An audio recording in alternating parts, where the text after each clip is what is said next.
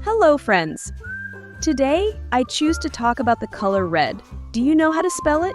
R-E-D. Red. That's right. Where can you find red? Do you see the color red somewhere?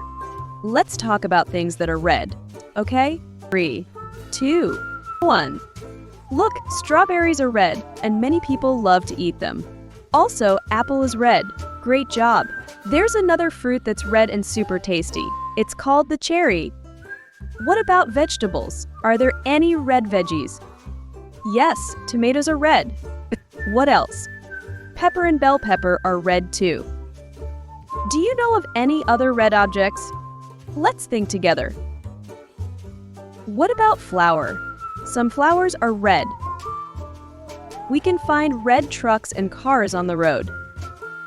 And a red crab on the ocean. A red heart means I love you. Look at the heart, beating, beating. And balloons, red balloons. Red is a pretty color. We can find it everywhere.